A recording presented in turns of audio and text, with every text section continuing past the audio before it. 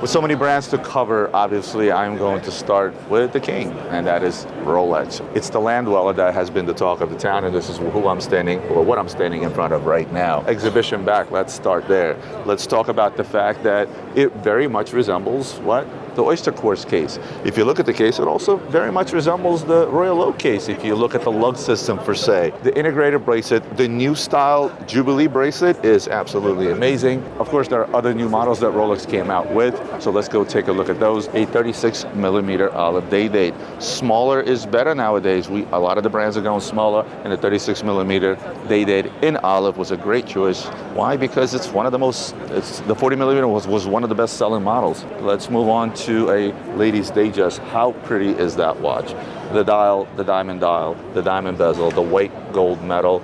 It is absolutely stunning. I cannot think of a lady that would say no to that particular watch. And of course, the talk of the town is going to be the multiple Daytonas that were slightly modified. The John Mayer's 2.0, both the blue and the green. The green is different, the blue is different, and of course there's the turquoise or the Tiffany. In my take, I feel that there could have been a better use of that absolutely gorgeous dial rather than putting it into that oyster flex. Who am I to tell Rolex what to do? They are the king of all watches. They know what they're doing, and no doubt in my mind that watch will be trading over 100 grand. Let's talk about the 1908. The 1908 was a watch when it came out of the gate last year. I was actually not a fan. You recreated the Cellini, which wasn't a great seller to begin with, but this year, for me, they knocked it out of the park by creating the yellow gold on a fully integrated bracelet. No, it's not an oyster flex. No, it's not a Jubilee. It's almost like a combination of both. The open case back, that watch on a bracelet is an absolute knockout. And while the 1908 in platinum is still a fan favorite, maybe not mine, for me, the yellow gold on a bracelet was an absolute home run from Rolex, and I'm glad that they did it. They had a hit with the Sprite in stainless steel. They come out, they make it in white gold with an all green dial. That watch is going to be an absolute knockout, a big collectible, if you will. And I know that in the very least, once these start hitting the market, you're going to see a big premium over retail. And last but not least, I love stone dials. With them, coming out with two GMTs using the Tiger Eye, both in yellow gold and Jubilee, as well as the rose gold, root beer, as we like to call it. It's very hard to make Tiger Eye stone very visible, but they managed to do so. And I couldn't think of a more perfect watch to put that stone in than the GMTs, both in yellow and rose gold. So that's Rolex for you guys in a nutshell. Real quick, real easy, quick recap. Got to talk about the king of all watches, i.e. Rolex. When you think of the word Cartier, or Cartier, as they say in French, there are a bunch of things that come to mind. And look what they did this year. Is it a watch? Is it a bracelet? Is it a piece of jewelry? It certainly is a panther. That is an absolute gorgeous way, and this is what Cartier does well. They're able to combine their watches with their jewelry, seemingly blending the two. And this year's release, they knocked it out of the park with that. Let's move over just one more and take a look at this brilliant timepiece. That's Cartier flexing their jewelry muscles, and Cartier is able to do so in such a big way. That is not just a watch, that is a work of art. It certainly is an icon once again, because this also is a panther or high jewelry panther. Those things tend to actually go up in value, become high collectibles, and fetch all the high results in auction houses. Of course, they had to come out with something a bit new in the lineup of jewelry-like timepieces for ladies. Let's move over. So let's talk about the Dressage collection, and introduced new in Watches and Wonders year here in 2025. Again, a beautiful blend of a jewelry timepiece, or a beautiful blend of jewelry and watches. They did it in a few variations, starting, is this on a strap? The way this is blended and the way that this is done, I believe that did a tremendous job. And at the end of the day, if you're talking about jewelry, if you're talking about watches that are more jewelry than they are a timepiece, it's aesthetics, right? Is that a good-looking timepiece? My opinion, it's absolutely gorgeous in all of its variations.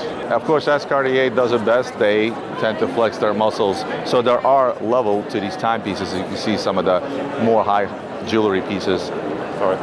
As you can see in some of the more high jewelry pieces are right behind me. Very important to mention, this design is based on a design from the 50s, a jewelry design from the 50s known as Dressage. And again, my French is not the best, but you should see the pieces that actually influenced the design of this watch dating back 70 years. And of course, for the grand finale, and probably the talk of all of Watches and Wonders, is the Tangier Shea, right? Dating all the way back to 1931 with a re-release in the mid-90s. You can actually see them on display here. And before I get to the new models, I want to show you, this is what the original Tangier Shea looked like. going all the way back to 1931. And of course, the re-release of 1996, they made a limited edition of 150 pieces. And here are the current versions. And what I love about Cartier is they're sticking with their DNA. Obviously, they will have an upgraded caliber inside, but look at the watches. Not only did they give us one that looks like the original, they also gave us variations where the windows are placed in separate locations. Different metals, different finishes, different locations of the open windows to show you the time, yet sticking to the icon that you see there. I love the fact that I would give my left kidney for the original one from 1931, but that's just, I can't even imagine how much money that would fetch in auction if we were to go to auction. I've never seen one in auction, but I would give my left kidney for the original, even though it's only about yay big. Guten Tag, I am standing at Langenzonen, or Langen's Sons as I like to call it, in America. No secret, I've always been bullish on the brand. I've always felt that the watchmaking of that in Langenzonen is far superior to many brands out there. As usual this year, Lange went less is more. We only saw 4 new novelties, one of them being the same watch in 2 different colors. I'm going to start, I guess, from the smallest to the most expensive. And by smallest, I mean the new 34mm 1850s that you see here in white gold as well as roll gold. Is it a ladies' watch? Perhaps. Is it a men's watch because smaller is better? Perhaps. I will call it a unisex watch because that's what that watch says to me. Again, the cleanest lines from the 1815 line. It's plain, it's simple. Of course, the back of the watch, as always, is watch porn. If you want to define watch porn, look at the back of a Langenzonen watch. Perhaps maybe not the 1850 because perhaps it's something a bit more complicated, but it certainly is watch porn the minute you look in the back of one of those timepieces. Amazing release, plain, simple, to the point and to the trend of the current market. Of course, I don't know if this is particularly the talk of the town, but certainly it's been a model that made a lot of waves in the industry when they first came out with the Odysseus in white gold and a rubber strap, and then followed up with a stainless steel version.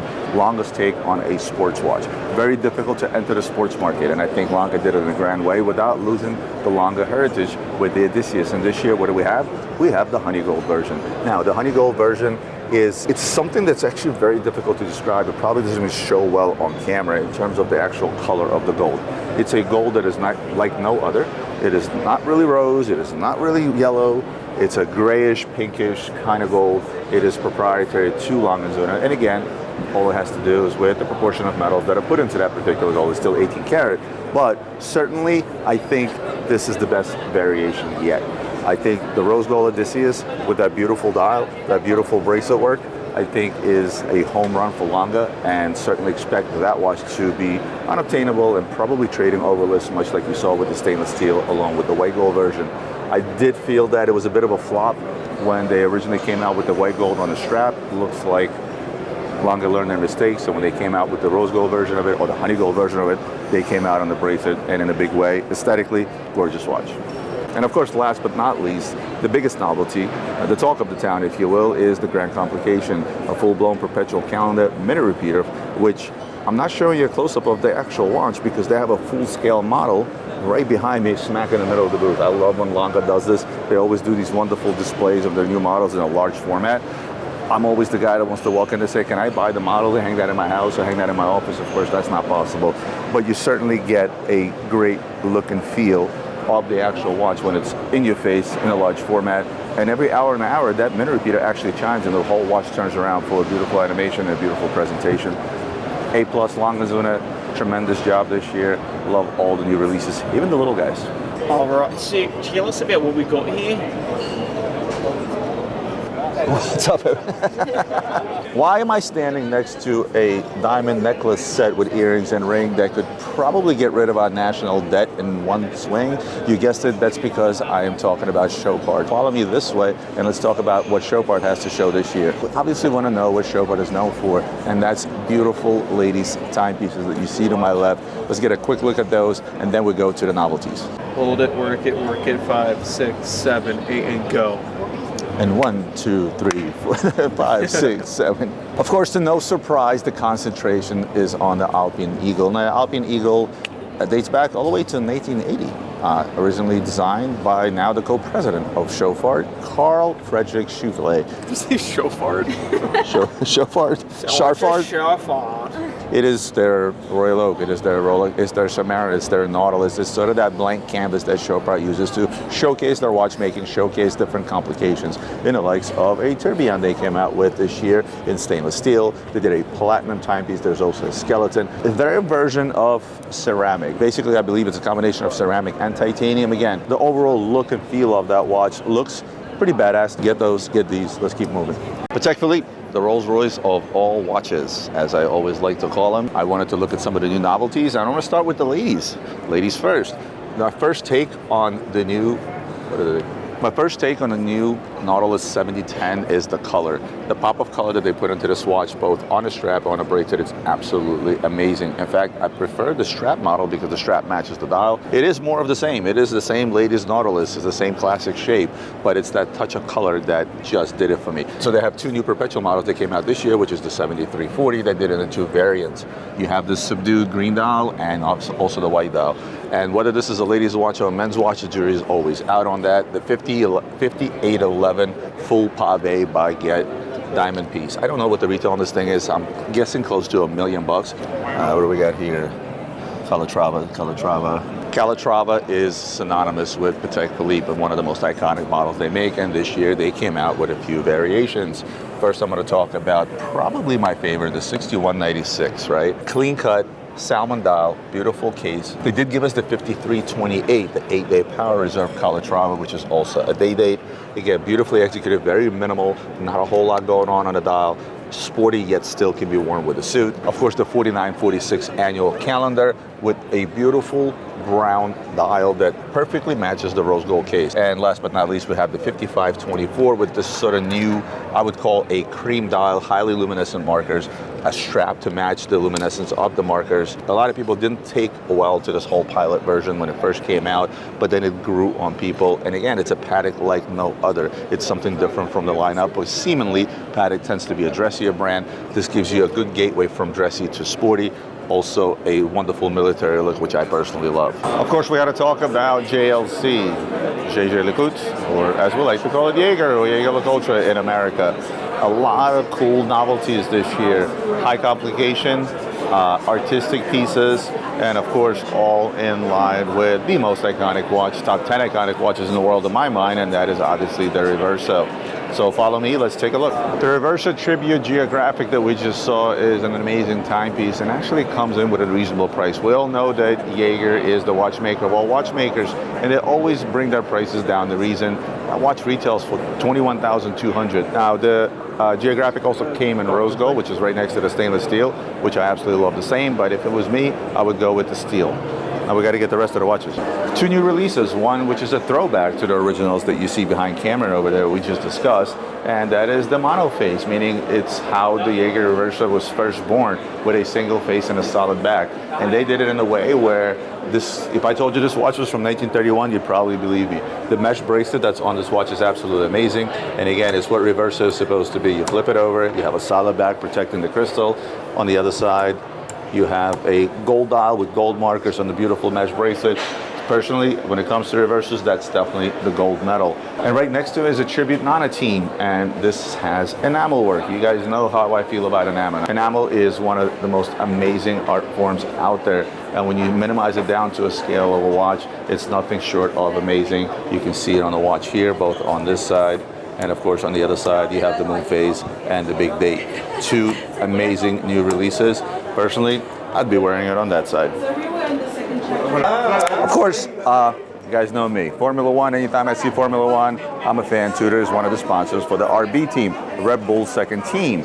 And they're doing this tease here, so obviously there's something new coming for Formula One, and that's going to happen in 28 days, 23 hours, 20 minutes, and 24, 23, 22, 21 seconds. There's a new watch that's coming, and I'm assuming it has something to do with racing. In the interim, we can show you, come this way. Hot take, if I didn't know that this had to do with racing, I probably wouldn't know. So I'm hoping whatever comes out new is actually going to scream Formula One to me, because for now that does not. That doesn't mean it's not a cool watch. Moving on to the Pelagos Ultra. Look at this diver. This thing is amazing. variable inertia balance, micro adjustment by screw, non-magnetic silicon balance wheel. I mean, they pulled out all the stops. If you want to talk about quality in a diver's watch, there you have it right there. And then the lumen, the thing is absolutely bonkers. Look at that. Now let's come back around and let's look at the new colorways of the Black Bay 58s. I mean, in general, you can say that it's red. It is a bit on the darker side. Obviously, in different variations, be it on the rubber strap, Jubilee bracelet, or Oyster bracelet. I like every single one of them. And what I like most about it is the fact that the actual dial is red. We're not just getting a red bezel. We're getting a red watch. The Oyster Flex version, which makes the watch pop, makes the dial pop, is my favorite. Overall, not less is more with Tudor, but certainly great releases. Hi, Roman. Hi.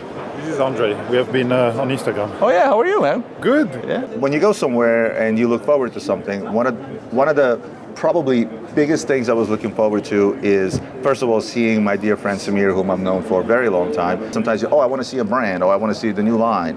No, I wanted to see a single particular watch, which is the watch that we have here. So this watch in particular is very, very special because it really talks about the history of Arnold and his relationship with Abraham Louis Breguet. And for Arnold, we're celebrating 260 years of the legacy of his watchmaking. This book here, it's one of the best. It will tell you the whole story behind Arnold and some of his relationships with Abraham Louis Breguet. Many of us know that Breguet patented his first tourbillon in 1801. He decided, out of the respect for everything that him and Arnold had done and for his son, he put his first regulating tourbillon back in that original pocket watch that Arnold had gifted him. That's amazing. What did he do with that pocket watch? He engraved a note that basically says, in memory of my dear friend, John Arnold, here's Breguet's first regulating tourbillon. And where is that watch sitting today? In the British Museum. So British Museum. British Museum, because Arnold was a British watchmaker. So we have a deadbeat second on the front, and then we have a constant force tourbillon on the back. I mean, you're talking about really a true homage to history. And we're not making this up. It's truth. It's sitting in the museum. And what was so nice is we contacted the family at Breguet, asked them if something like this would be okay. And they said, absolutely, we're talking about the truth and history. And we created 11 of them. Which sucks because they're already all sold out and I can't have one. I knew that beforehand because I asked them that when we were on the phone. Them going with a plain white dial is, again, the concentration is on the watch, what this watch is all about, and the watchmaking itself. Honestly, I wish I could wear this watch backwards. I mean, it's so fucking cool in the back.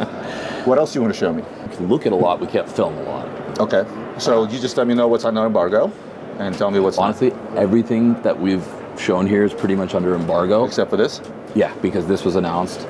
Okay. I'm going to show you the platinum one that's coming out later in the year. So since she just brought this here, this is a very special piece that we wanted to do. It's actually a dial that's never been done before in this stone. Can I guess what it is? Please. Oh, well, you said this has never been used in a... Well, I was thinking either Onyx or Opal, but that's been used in a watch before. Okay, I give up. What is it? Remember, what could have fossils, what could have insects? It's amber. Oh, so, well, is amber technically a stone? I would say so. Hey, Google. No.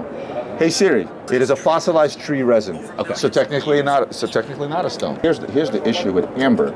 Is working Don't tell me the issue. Working with amber is next to impossible in order to get a stone look is what you have here. We made 38 of these pieces in steel, but the time that it's taking and the rejections with the amber slices that we're cutting have become a little bit more of a headache than we anticipated, but every piece will be delivered as it's sold out. And guys, this isn't cheap either. You know, you have a multitude of finishes across the entire movement. We have 2 barrels, 90-hour power reserve minimum. It's beautiful. I'm going blind in my old age. You know, when we first met, I didn't need these, if you remember. Samir, thank you so much. I appreciate it, Roman. Thank you. Now I can't wait to see the stuff that we can't show to the world. Oh, absolutely. Ladies and gentlemen, this is the most exciting appointment of Watches and Wonders for me. Why? Because I'm one of the oldest continuous running brands, part of the Holy Trinity. I'm at Vacheron. Of course, my pronunciation is a little bit different. I'm here with Christian, and the one watch I've been dying to see and talk about is obviously what you guys managed to do over and over and over again. So we came last year with the world's most completed watch ever made, the Berkeley, with 63 complications. And this year we are coming with Solaria, which is a wristwatch, and this is the most complicated wristwatch ever made. So we have 41 complications. This is a timepiece which needed 8 years of development from scratch. We have 13 patents with the technical patents in the movements. Most of these patents, they are due to the fact that we have to downsize a lot of components and rethink some complications in order to save energy as well. And so we have an astonishing number of components. The movement is 36 millimeter diameter, and its total thickness is 10.96 millimeter. And we have 1,521 components within the movement. And I think also, in terms of design, I think it's a very modern timepiece. You know, it's not like a kind of this super grand complication that are sometimes like a museum piece. No, it's hyper modern, it's bold, and it's avant-garde. And it's the Solar.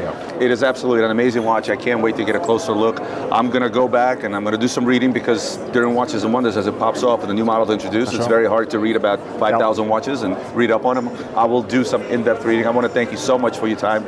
Thursday, what is one of the most popular hashtags on Instagram, Nina? Hashtag TBT,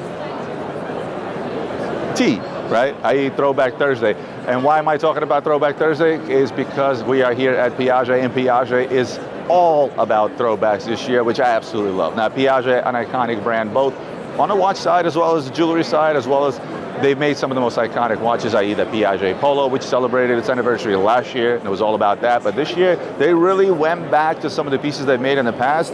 Why? Because those pieces from the 70s, from the 80s have gained popularity across the collector's market like you would not believe. Opal dials, tiger eye dials, cuff style watches. These are all the things that make Piaget who they are, and of course the reintroduction of the Piaget Polo in all white gold. I am extremely happy because hunting down some of those pieces, tiger eye pieces, some of the opal dial pieces, is becoming next to impossible. Collectors are snatching them up, and as you can imagine, production numbers in the 70s and 80s and 90s weren't as large as they are today. I'm actually very excited about the fact that Piaget did this whole Throwback Thursday thing.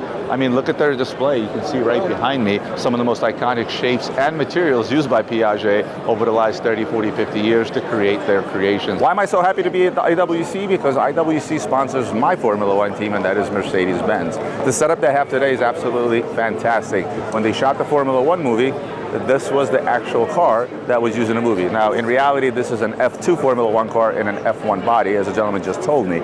And the display that they put on is absolutely amazing. They have an actual car that's fixed and then have a car that's crashed back there.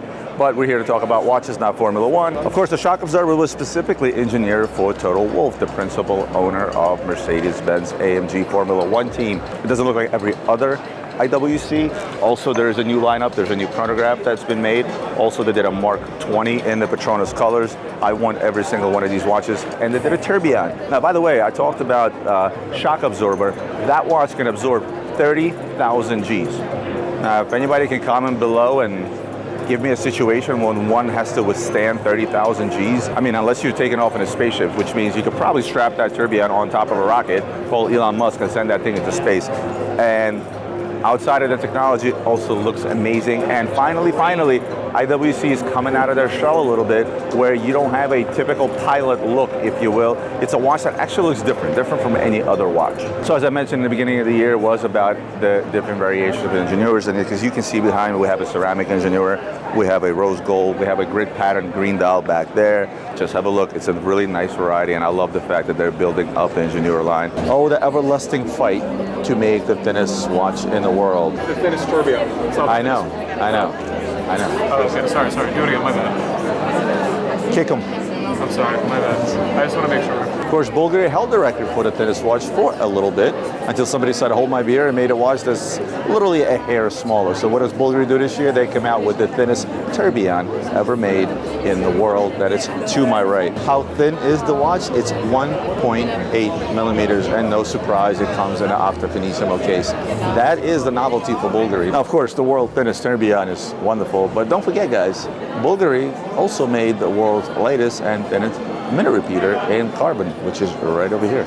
I did mention another novelty was a serpentine, and I believe this is what I would call more of a modern interpretation of the famous serpent that Bulgari has used throughout times, both in their watches as well as jewelry. I think they did a hell of a job. Want us to look at it? No. Holy, that is just, I mean, that's all I have to say. Come here. And one last quick question, which is right behind me. How long do you think it takes to put on that watch? The last time I went to visit Frank Mueller, it was at Frank Mueller Land. It is probably one of the most impressive places I've visited. Of course, for this year's event, Frank Mueller said, you know what, maybe that's not enough. Get a big chateau. Good morning, je voulais juste aller voir vos desks. Sure. What he said. How are you? Everything good? Good to see you, Happy man. to see you.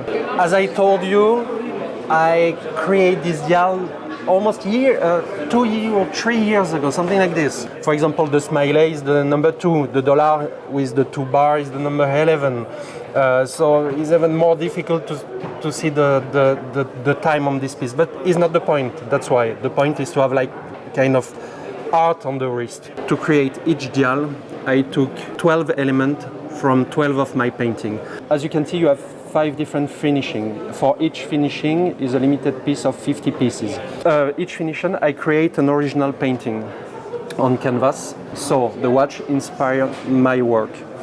Very colorful, very Frank Miller, And very just by. very artistic.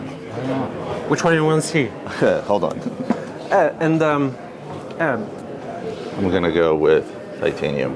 I like the fact that you went with crazy hours. People, I have some of your artwork, and people come and say, "This is so cool, but it's also crazy, right?" So it does go hand in hand with your style of your art. I think it fit my identity, of course. It fit the Frank Mueller identity too.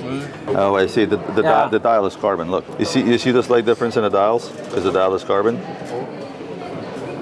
We also have a gentleman who has a wonderful name. You would never guess what his name is. His name is also Roman. It's spelled slightly differently. He's also going to show us the novelties this year for Frank Mueller. So there are 438 watches here. My eyes are lost. It's a beautiful property. You guys really know how to put on a show. We already know that. But let's look at the novelties so you guys can see what's new for Frank Mueller this year. This is the novelties. You have all the bauxite watches. We use bauxite because this is the name of where we find the material in France, les Beaux. Bauxite is a mineral of aluminium, okay? And we use aluminium with high treatment colors, okay, very strong, 3 times harder than the steel. With this model particularly, for example, the customer can come with a special color idea and we can achieve his need. We add in this skeleton big date. You see there is 2 high wheel we added. And like usual, we put in the wheel all the colors. And of course, what Frank Mueller is known for is being the master of all complications. That is, you know, in my world, we say, now that's a clock, you know, even though it's a watch, but we say, now that's a clock. And that, to me, will forever be why Frank Mueller was called the master of all complications. Hello, how are you? Hi. How's it going? How are you?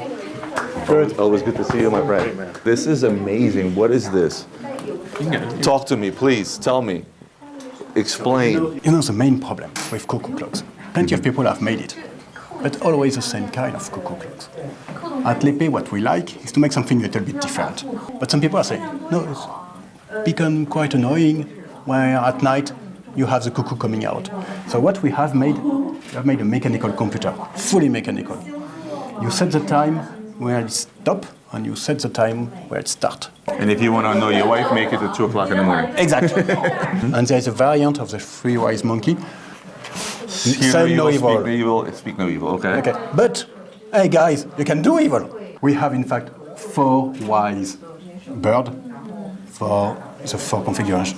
No say, no hear, no see, but no do evil. But the most important, because you have 3 loads that usually in the past were used as the energy. Mm-hmm. On those we have barrel.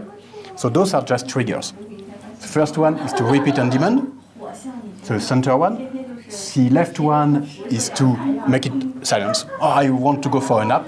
I put it, nothing will happen up to the time that I will wake up and put it again to restart it. And the right one, is to activate the computer mode. Mm-hmm. Meaning I deactivate it every hours, whatever it's night or day, it will strike, and every half hour. If I pull it, then the computer activates. And then it will follow And the then it schedule, will- yeah, the it will schedule follow that you set for it. That's a view we took yesterday.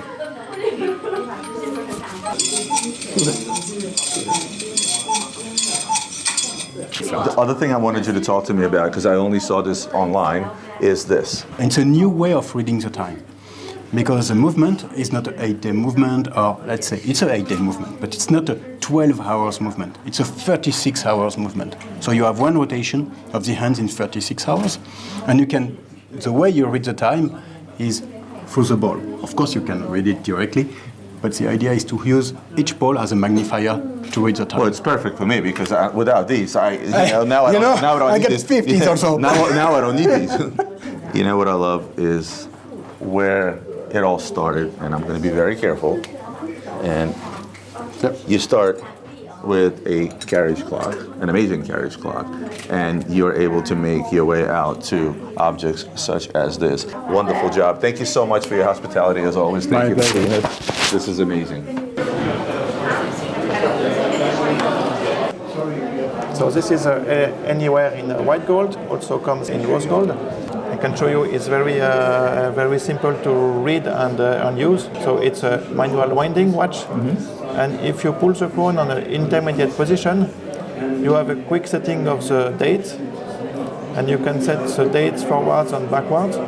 On the sub-dial at 6 o'clock, you have date and month. And you see each day you have sunrise and sunset times. Of course. That changes a few minutes. And if we pull the crown completely, we can set the time. And the sun is an hour in 24 hours. So now, for example, it shows it is 4 p.m. Tell me about the movement.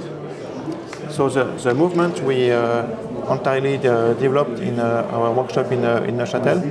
Inside the movement, you can see there is adjustment screw visible in the middle, and this screw is used to set the latitude of the location, and the two different screws on both sides is to adjust the longitude and time zone for the sunrise and the sunset time. So if you have a bit of understanding of movements, theoretically you could try to do it yourself, but I wouldn't recommend it, right? I would not recommend either.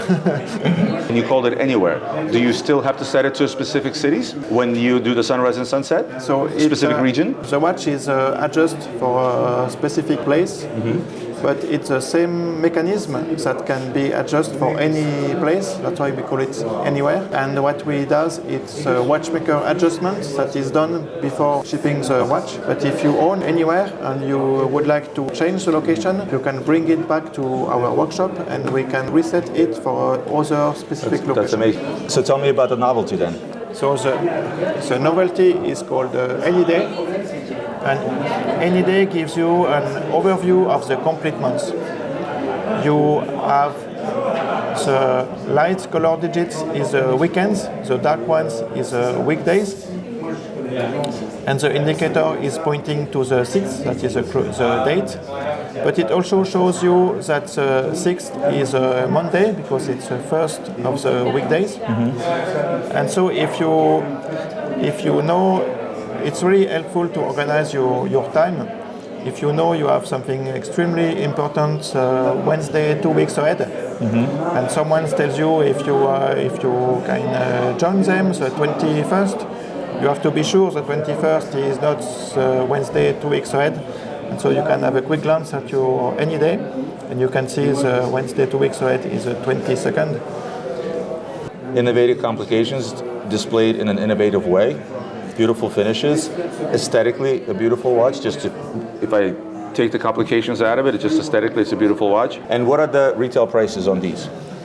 So anywhere in white gold on rose gold is 138,000 Swiss francs, and Any Day is 88.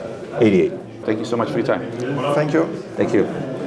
For the tantalum one, which I guess is which you can see here, so that was the very first proof of concept that we had last year.